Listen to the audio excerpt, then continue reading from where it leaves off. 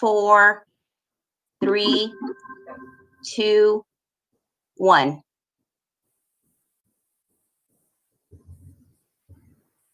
Hello and welcome to the Appeals Hearing Board for the City of Monterey.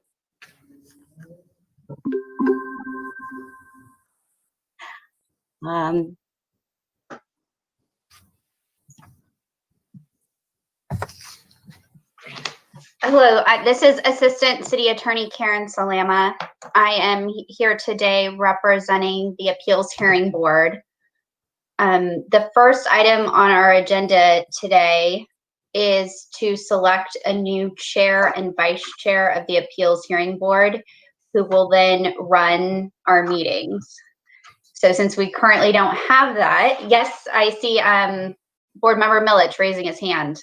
Yeah, I move that Daryl Hawkins be appointed chair.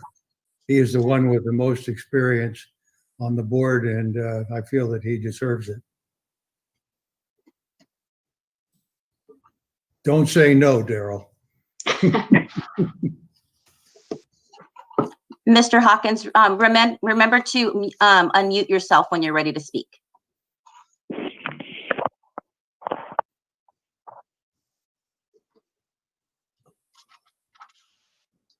Can't hear you, Daryl. You're still muted.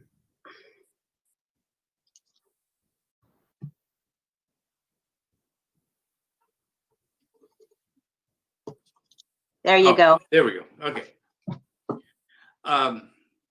Steve, I appreciate that. You're more familiar with the process being active on the Planning Commission.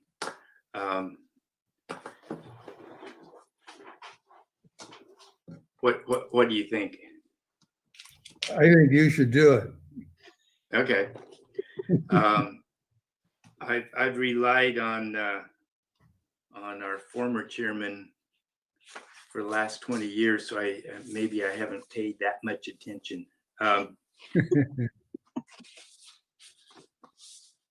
Okay, well, we'll try with guidance and interruption as is appropriate, Karen. Karen, you'll want to unmute yourself as well. Sorry. That's okay. We have a motion and we'll need a second to the motion for Daryl to be chair, and then you'll also want to establish a vice chair. So you can do it as one motion or separate motions. I will second the motion that Daryl becomes chair. So we have a motion and a second. If you want to have discussion or open it to public comment.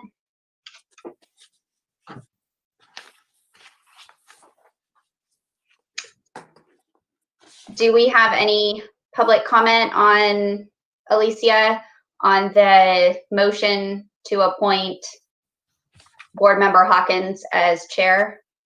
Not at this time, Karen. Okay. You can bring it back to the board for discussion or call the question at the board member's pleasure. Call the question. Okay. Alicia, as clerk of the board, you need to do a roll call vote for all remote meetings. Okay. Board Member Hawkins? Aye, yes. Board Member Milich? You better have said yes. Yes. Board Member Glenzer? Aye. Okay, the motion is passed 3-0. Okay, so then if our new chair wants to call the question of the vice chair. Okay, so nominations for vice chair. Well, I will nominate Board Member Milich as the one with the much more experience on this board than myself. Okay. Do I need a second for that? Yes. Yes, please. I'll second that. Okay, all in favor? Say Well, aye. sorry, we got to do the Okay. roll call for every vote for the remote meeting. So I'll have Alicia do the roll call vote again. Okay. Board Member Milich? Yes. Board Member Hawkins? Yes. Board Member Glenzer? Aye. The hearing is passed the motion is passed 3-0.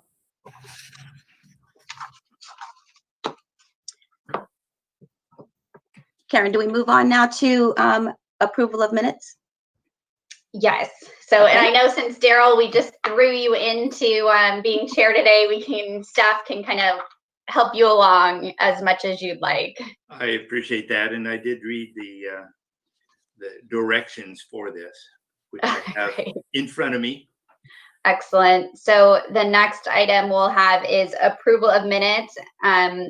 You can either take them one by one, or they're all consent items, and you can approve the whole consent agenda, which is the 3 minutes of March, June, and October 2019.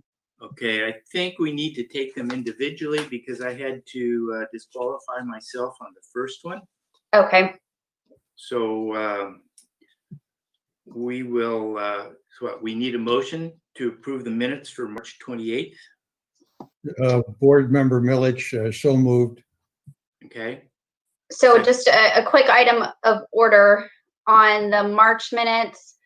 Did member Glenzer have a chance to review those minutes? I did. I've reviewed all 3 minutes. This is my first board meeting, however, as you know.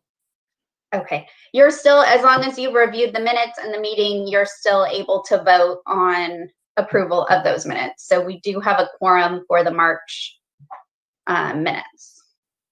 okay, good. Roll call vote. Do we need that?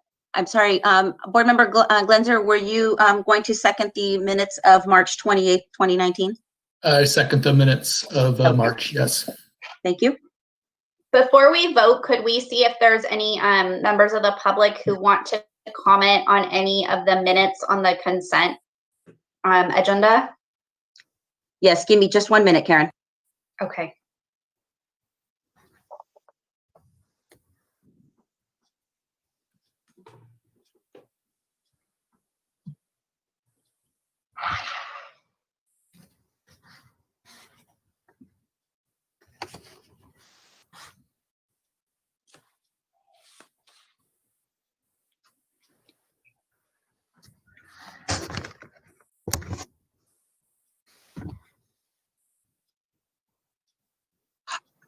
No public comment at this time. Okay, then we are good to proceed with the vote.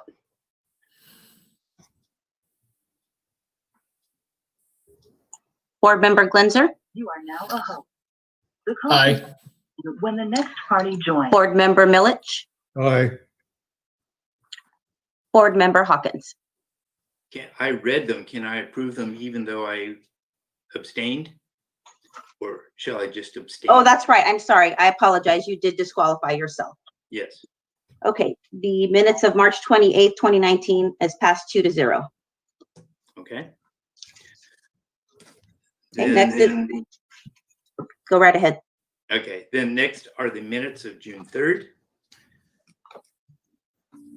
Is there a motion to approve? Motion to approve. Okay, is there a second? Second. Okay, So how do we need to vote? so I'll do a roll call, correct, Karen? Correct. Okay, Board Member Hawkins. Yes. Okay, Board Member Glenzer, Aye. Board Member Milich. Yes. Okay, the minutes of June 3rd, 2019 passed 3-0. Okay, next are the minutes of October 4th, 2019. Is there a motion for approval? Motion to approve. Is there a second? Second. Okay. Okay. Board Member Hawkins, how do you vote? Yes. Board Member Milich, how do you vote? Yes. And Board Member Glenzer? Aye. Okay, the minutes of October 4th, 2019 passed 3-0.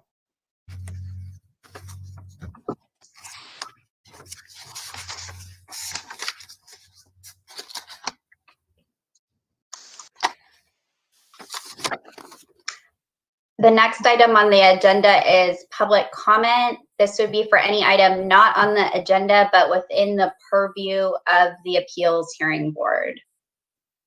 For a 3-minute or less period. Yes, if the chair would like to have a time limit, yes. I agree with that.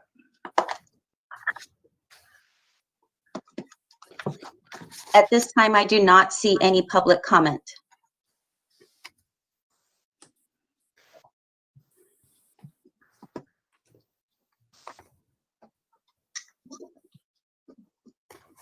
Okay, are we ready to go on? Yes, we can close public comment and move on to the 5th item, our public hearing. Okay.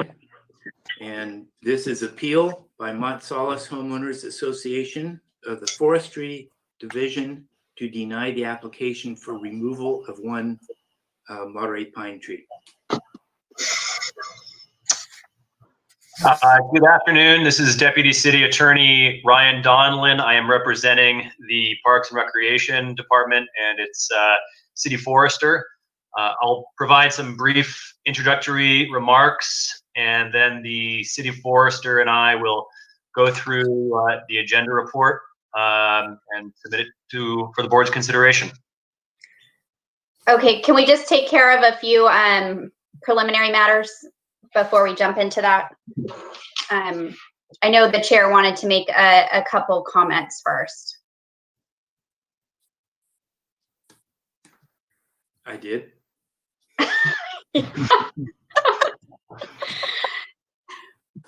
So typically the chair states that this is an informal hearing. We're going to advise both parties that the formal rules of evidence do not apply, and that any evidence which someone may reasonably rely on can be introduced. You know, there was a little bit of feedback, so if maybe we can mute ourselves while we're not speaking. Thank you. So finally, I want to say the original applicant for the permit has the burden of proof to show that the permit should have been issued. And then we'll now give each board member a chance to disclose any ex parte contacts they may have had with any, either the applicant, other neighbors, any contacts outside of this hearing.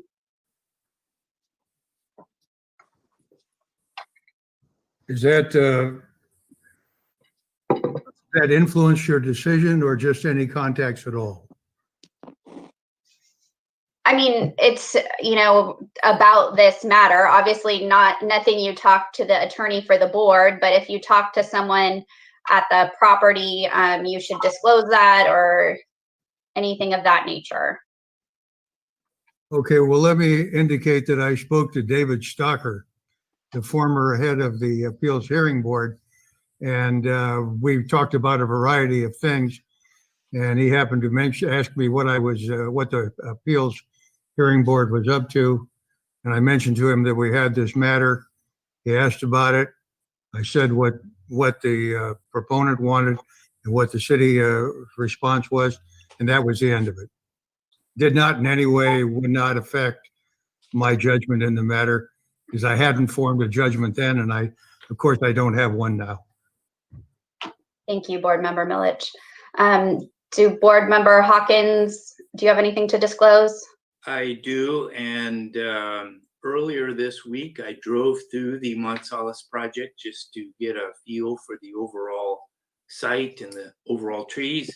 And I happened to run into Barbara Johnson while I was there. So we had a brief discussion, but nothing other than pointing out which tree it was and a brief discussion.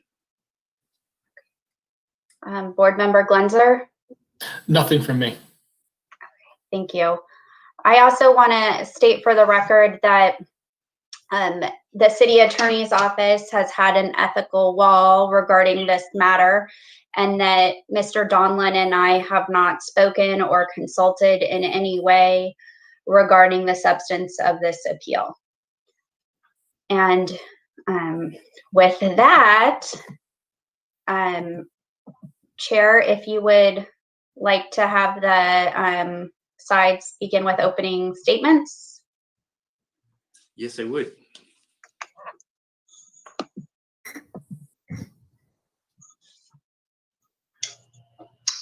Do you have a preference? Who starts? I think in this case, because the applicant does have the burden of proof, it makes sense to have them go first. Okay. Good. Okay, so my name is Barbara Johnson. Can you hear me? I'm on the phone. I couldn't get Google Meet to work. Yes, we hear you just fine. Go ahead and continue. Okay, so first I wanted to say thank you to the board and to Justin and his report, and to Alicia, who dealt with all my emails and documents. So thank you for that. I'm representing the Mont Salis board as a member of the Mont Salis Landscape Committee and the member who's primarily responsible for our tree care and maintenance. There are other board members here as well attending the meeting and observing the meeting. The application was originally initiated by the owners of 30 Mont Salis, Joan and Doyle Daughtry, who were very, very concerned that pine seems to be leaning closer and closer as time passes. So the board asked arborist Amanda Gates to reassess the pine. She had originally done an assessment in 2018. We wanted her to come out and update that. And both reports, I believe, have been provided to the board, the 2018 and the 2020 reports. Is that correct? Yes, they've been sent to us, and I've certainly read both of them. Okay, thank you.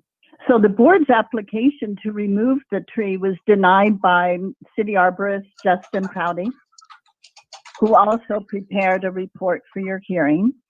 And from a layman's perspective, it seemed to me that both arborists were in general agreement about the condition of the tree and the environment in which it exists, but they differ in their risk assessment. So Justin considers the tree to be low risk of failure and low threat to 30 Mont Salis.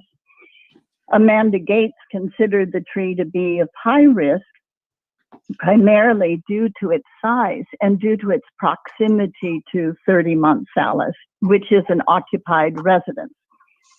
So in Amanda's 2020 report, she wrote that the tree seemed to have an increased lean and recommended its removal due to the size and its proximity to the target zone and the increased lean. Unfortunately, the owners and we at the board and on the landscape committee, we don't have any reliable or scientific method for measuring and documenting the lean, nor was the lean documented in either of the arborist reports. However, we did provide the committee and Justin too a PDF that had two photos of the pine in question. The first photo, the 2018 photo, was a screenshot of the photo that was included in the 2018 report by arborist Amanda Gates. And then the 2020 photo was taken last week. And the photos, when you compare them, I believe those were submitted this morning to the appeals board. Is that correct? Yes, it is. Okay. So if you look at those two photos, the photos seem to show an increased lean towards 30 Mont Salis. And because the owners and our arborist Amanda Gates both thought that the tree, that there was a risk, a high risk, and that there was increased lean in the tree, and because the photos seemed to show that increased lean and threat to 30 Mont Salis, the board at Mont Salis is appealing the denial to remove the pine. Okay, anything else you'd like to add? No, I'm available to answer questions if you'd like. Okay. Any questions of the members? Yeah, I have a question. How old is that tree? You know, I'm not sure how old it is. I think in discussions with the arborist and with Gates Tree Service, they estimate it to be in like 80s. It's between 80 and 100 feet tall. And they don't have the same long lives that a coastal oak has. Coastal oaks will live a couple hundred years, these 80 or 90 years, and it's probably close to the end of its life. And it's a shallow-rooted tree also, I believe. Yeah, it's a Monterey pine on a slope. Thank you. Thanks. Any other questions for Barbara? Not for me. Okay. Shall we, is there anyone else to speak for the Mont Salis appeal? If not, let's then go on to Justin Purdy. And this is Ryan Donlin. I introduced myself a moment ago. I'll be representing the Forestry Division and along with Justin. And so with my introductory remarks, I'd like to grab the screen for a second and present, if it pleases the board. And hopefully I don't mess this up because this is my first attempt. Okay, that's fine. Go ahead. Thank you. Okay, can you see the agenda report for this matter? Yes. Yes. Great. So far, so good. So we're here today, as has been articulated, to review the denial of a tree removal permit. So I just wanted to start out by pointing out the city policy that directs us in this matter. And the city council has articulated that in section 37-1 of our city code. And it's there for you on the agenda report. And I've highlighted some language that I think is most relevant, and that is Monterey's image is that of a small scale residential community beside the bay, framed by that forested hill backdrop. Draws its charm from a rich historical background, certain commercial enterprises, and a natural scenic beauty. The trees within the city significantly contribute to this image. And so our preservation of trees and shrubs ordinance is intended to assure the preservation of trees and the replacement of trees when removal is unavoidable. So that is the standard that we're working with here. The removal must be unavoidable. Otherwise, the goal is to preserve the trees.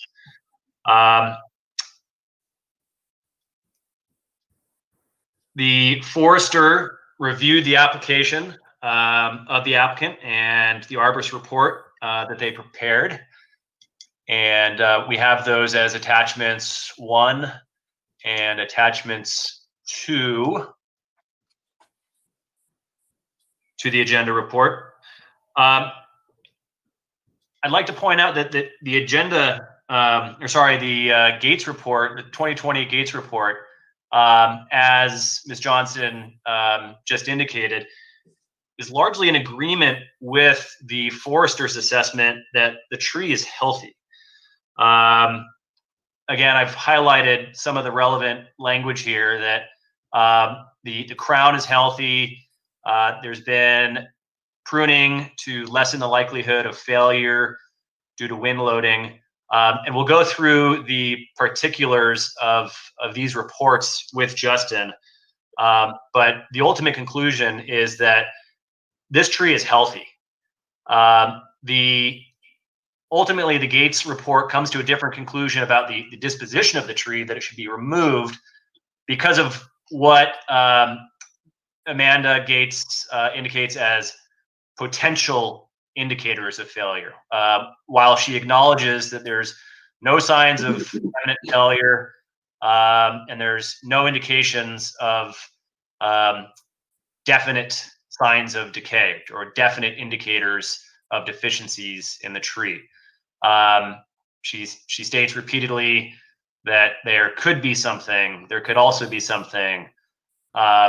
There's no science to back up that this tree must be removed. And so I think that will conclude the introductory remarks. But Justin and I are happy to go through the particulars of these exhibits and entertain any questions that the board might have. Okay. Is Justin available? Yes. Good. Any comments for you to add to supplement what our attorney has just reviewed? No, I think Ryan has really hit all the main points, or the broad points with this. I would say, you know, the issue I had with the report is that the only way to eliminate all risk of a tree is for removal. And I think that's where Amanda and I have differed. Certainly, there is zero potential for failure if the tree isn't there anymore. But my job is to find, is it a reasonable risk of failure and impact? And based on what I found, doing my report, I didn't feel that it met the criteria that I am assessing when I consider a tree for removal. Okay. Justin, what's a average life of a Monterey pine? Do you have any feel for that? 60 to 120, 120 Okay. being rare, but certainly possible. Okay. So it's a pretty large span of years in terms of the trees we have here. Some live longer than others, obviously. My second question is, in my experience, a Monterey pine tree leaning is not unusual. As I walk through forests, they're not all typically very vertical, and they have quite a, they can grow in less than a vertical position. Correct. Okay. In fact, I'm in charge of the facilities of Living Hope Church on the other end of Jocelyn Canyon Road, and we've had quite a few of Monterey pine trees actually die, and which we have removed, but we also have some that are leaning, and I don't even think about those because in my experience, I'm not a professional, but I am an architect and worked around a lot of pine trees in my life and career. A leaning pine tree is not that unusual. Would you agree with that? Yes. Okay. And I would also point out, I'm also a photographer using a variety of lenses, and I think two different photographs, I don't count that as scientific because how much you lean the camera or tilt the camera and the angle of the millimeter, how wide a angle of lens that is can make a difference in the perception of how much it's leaning. So I don't think two pictures really can justify that the tree is leaning more now than it was in 2018, from my personal experience. Okay, are there any questions? Yes, Steve? Yeah.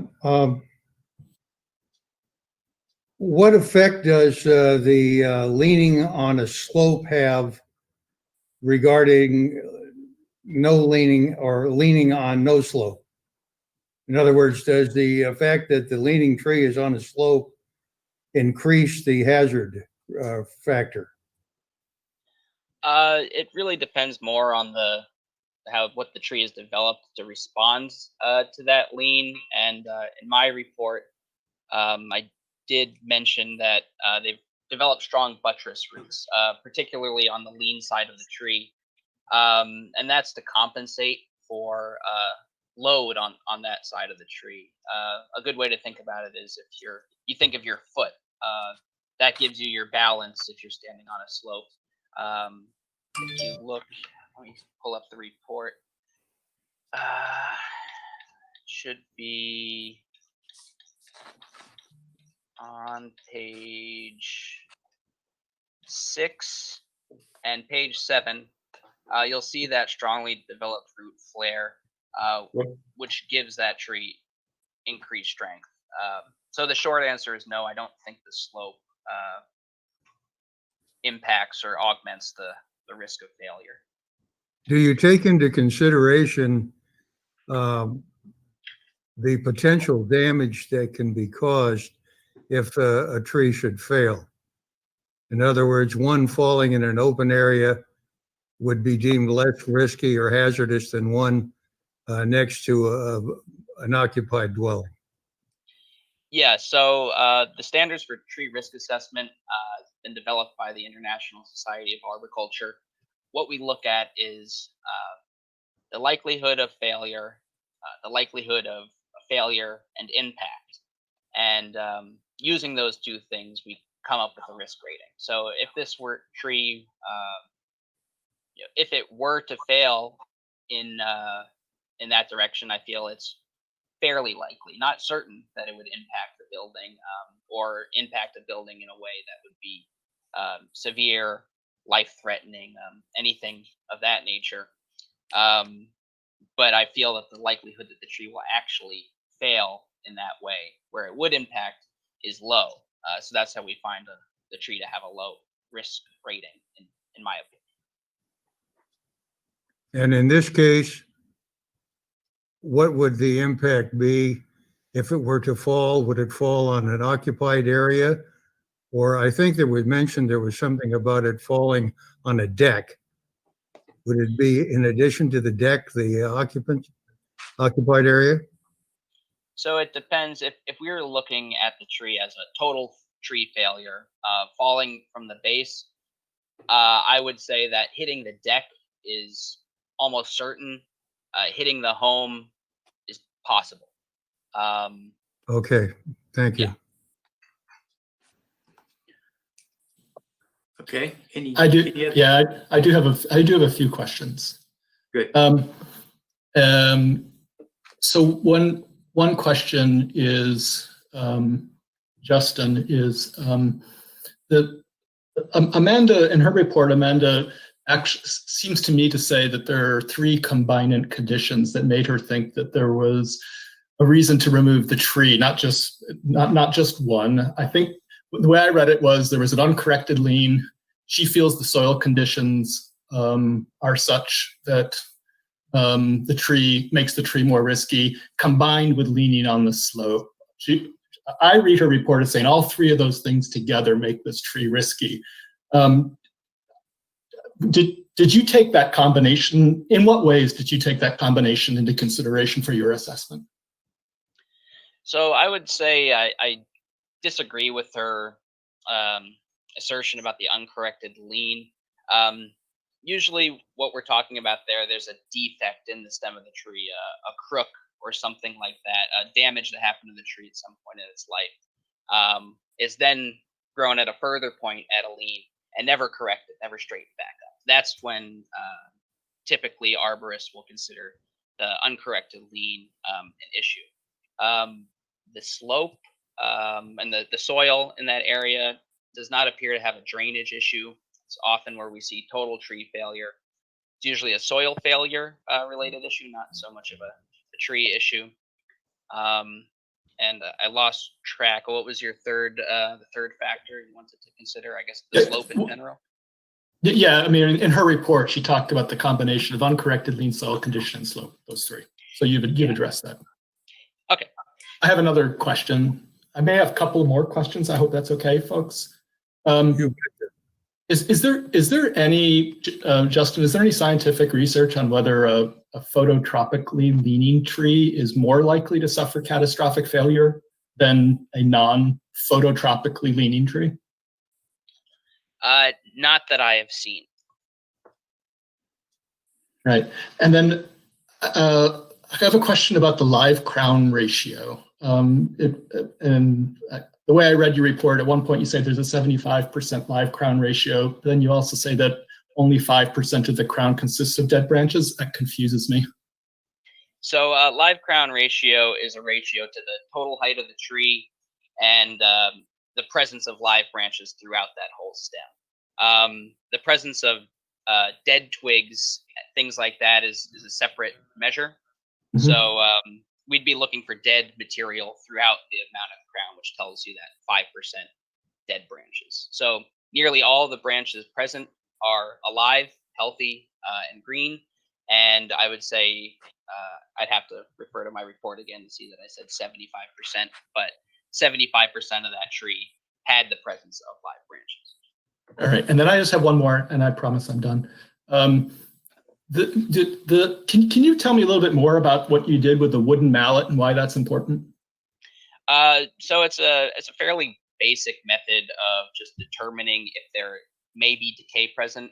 So what we're looking for is a difference in sound. So like if you were trying to find a stud in the wall of your house, you might tap on the wall to figure out where that stud is. It's the same concept.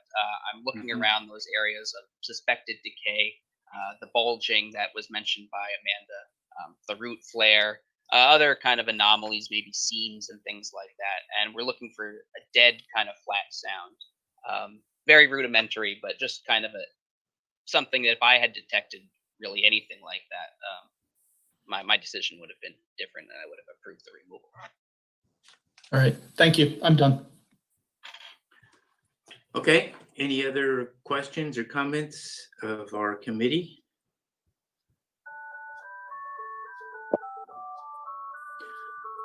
If not, then I think the next issue is what? Do we need to have the applicant bring up any thoughts or questions?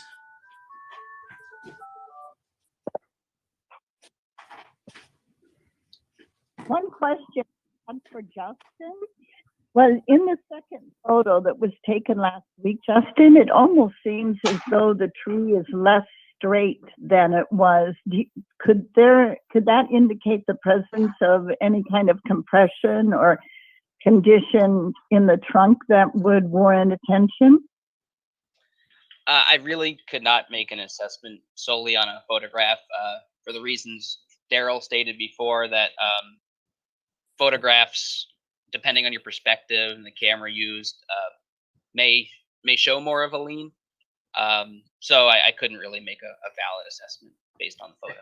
And this is Ryan Donlin, Deputy City Attorney. If I might add to that, the two pictures are definitely not taken from the same location or the same angle. And if it would please the board, we could go through the two photographs. And I would also add that there are methods of determining lean and measuring lean relative to the ground, and we don't have that. Amanda didn't do it, and so there's no reliable information on any increased lean.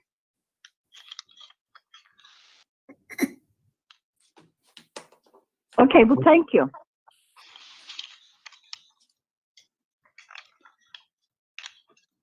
Okay, is our board happy with the questions and answers we've received? Do we next go on to any response from the applicant?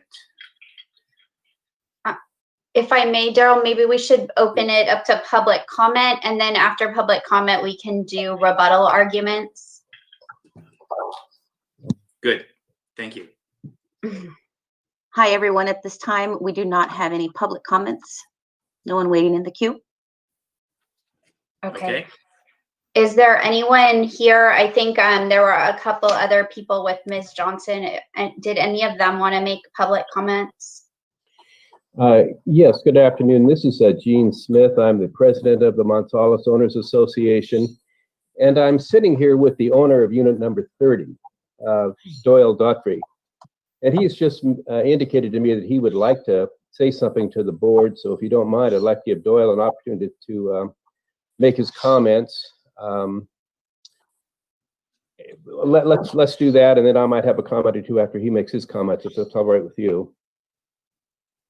Good. Doyle, do you want to? Hi, like I say, my name's Doyle Daughtry. I've been here for about 8 years, and you were talking about the back of the house, and you're talking about the trees, and I agree on the picture that you looked at, they were a little different. But if you need to come to my house, this is the important part. If you come to my house and go to the back with me, you will find that that tree is coming at least 15 feet or more coming toward my house, over the back of my house, just waiting to come, waiting to fall. I want to also mention that about almost a year ago, there were people that were getting ready to put that down, but then all of a sudden, a group decided to get out of town, and they didn't get it done. So I've been waiting for a long time to see if somebody's going to come and look. But I just feel that it would be more appropriate if someone of your group would at least come by and look at the difference from the picture that you see here to come and look at my house. Come and look at the back. I'll get you up in the back. I will let you show the difference in where those pictures are. That might help a lot. Thank you. This is Gene Smith again. I wanted to just follow up. Thank you for listening to Doyle and his concerns about the tree. We recognize that you need some real evidence that there is a change occurring, and we've had this tree examined on more than one occasion, as you know, over the years because of the lien and what appeared to some people to be a progression in that, but it's never truly been documented scientifically, authoritatively. And if you decide today that the appeal is denied, we intend to become more deliberate in regard to our monitoring of this tree, including some tests that we've been advised of that may be performed, and also, the talk has been made of the pictures and how that we haven't done that quote scientifically either, and then we recognize that. I mean, this is not new news to us, but we can do that, and we likely will, and we'll continue to monitor and bring the tree back to you at some point if we believe the evidence justifies that. So I just wanted to make you aware of that this is not something that that's going to go away, on our part. We're going to continue to attempt to provide information that will resolve the true circumstances of the tree. Because much of what we have today is just conjecture, frankly, and not very in-depth study. So thank you. Okay, thank you, Eugene. Are we through with public comments? I think we are. It looks like it, yes. Okay. So in that case, then I think now is the time for any discussion by the board members. Anything you want to say or discuss? Yes, Stephen Millich. Steve, yes. As I understand it, Karen, the appellant, or this case, has the burden of proof, and it's by a preponderance of the evidence. That's correct. Okay, I looked and I've read all the material, and the issue to me is whether or not the evidence shows by a preponderance of the evidence that the tree is hazardous. And that's what's on the permit, is to remove a hazardous tree. I believe from the evidence that the tree does constitute a hazard. You know, if it falls, bingo, tremendous amount of damage. The impact is tremendous. We have evidence that the tree is increasingly leaning towards the house. It's on a slope. It's an older tree. We can see from it that it's been trimmed previously. It exists in an area with a lot of other trees. So it's not as if we are destroying or removing something that is sui generis, one of a kind. But I think from the evidence, by preponderance of the evidence, to me, it is a hazardous tree, and because I think the impact would be too great. And I think that the report of the arborist is sufficient to support a removal of the tree by preponderance of the evidence.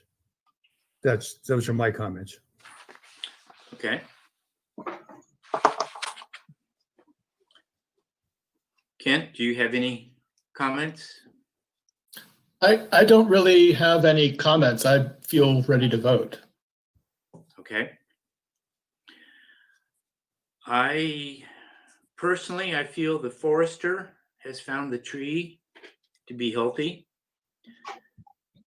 And like I said before, it's not at all unusual for trees, Monterey pine trees, to be leaning and to grow that way.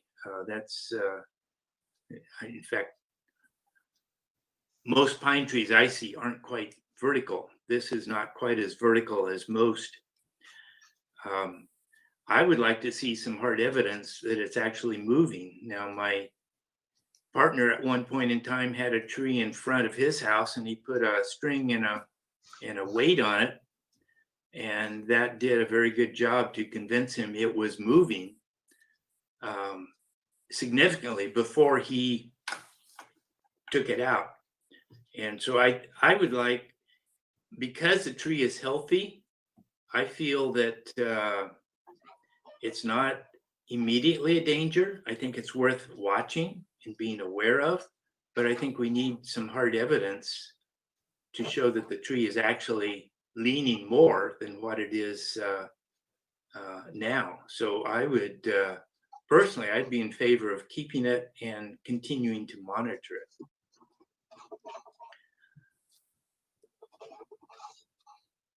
Knowing that it's a worry to the occupant, but being a healthy tree, it's going to take something more than what he has observed now to indicate that it is in the process of falling down and is a danger right now.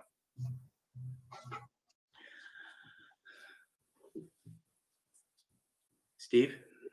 Well, to get off the dime, I'll make a motion that the appeal be granted. Okay. Is there a second for the motion?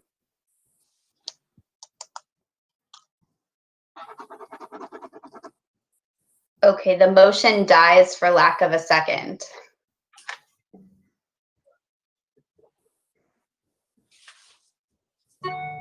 Does anyone else want to make a different motion? I move that we deny the appeal, and I would agree with what Board Member Hawkins said about let's get some real evidence about this thing. Okay, and I will second that. Would the board like any further discussion, or would you like the clerk to call the vote? Let's vote. Okay, we'll take a vote. Board Member Glenzer. I vote to deny the appeal. Thank you. Board Member Hawkins. I would deny the appeal. Thank you. Board Member Milich. I vote no, I would grant the appeal. Thank you. The motion is passed 2-0. 2-1. Or excuse me, I'm sorry, 2-1. Okay, so the appeal has been denied and the board will send a written decision to the appellant.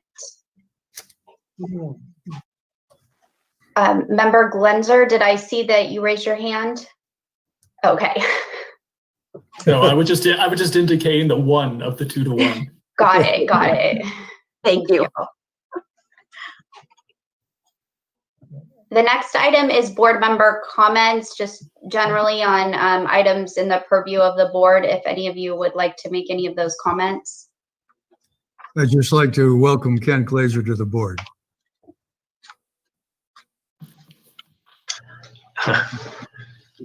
I second that. Karen, can I recall the last matter just for one quick thing? Sure. I just wanted to point out that there is a proposed decision as attachment 4 in the agenda packet. I don't know if it'd be appropriate now to move to, I mean, I'm not suggesting what the board should do, but there's proposed decision there, and do with it what you will. That's it. Yeah, I noticed that. Is that something, let me just procedurally, is that something that the 3 of us would work out if we wanted to make language changes to that, or is that language the language?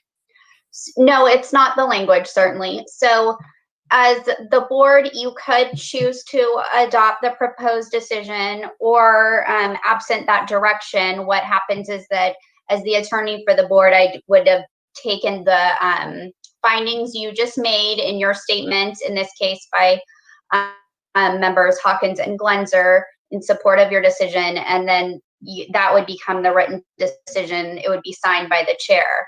Alternatively, we can go through the proposed decision offered by the department, and you can say, you know, I agree with this part of it, or don't agree with that part of it. It's the board's pleasure.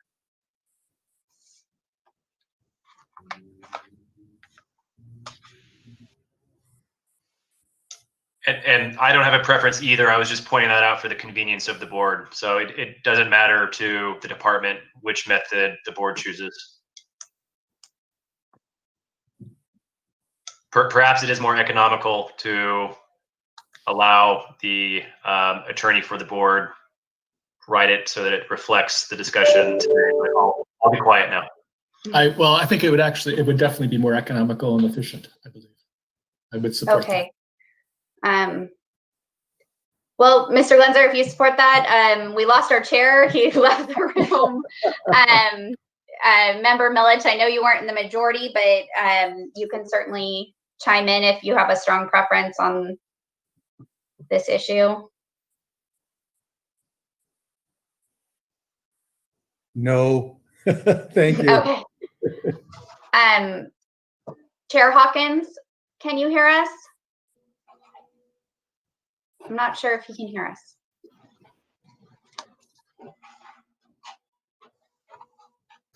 Okay, well, I will, I'll prepare as board member Glenzer suggested. I will prepare the decision based on your statements and findings that you gave in with respect to your decision to deny the appeal.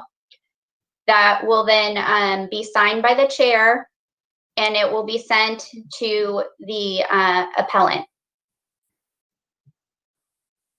Great. Okay. That's good for me. Okay, sounds great. Does anyone else have any other board member comments? This is Barbara Johnson. May I add one thing? May I just say thank you very much. I really appreciate the thought you put into the appeal. Thank you. Thank you. Okay, being as I think we're done with board member comments, so we move to adjournment now. Well, one last thing, I'd like to thank Sure. Alicia for setting everything up. It was a Herculean effort trying to herd cats. Thank you. Well, thank you. I appreciate it. I was really nervous if this was going to go without a hitch. And you know what? It's our first time, but it looks like it came to fruition and everything looks great. You've done good, kiddo. Oh, thank you so much. I appreciate it. Okay. Well, with that, I guess we will adjourn. Okay, we'll adjourn at 2:10.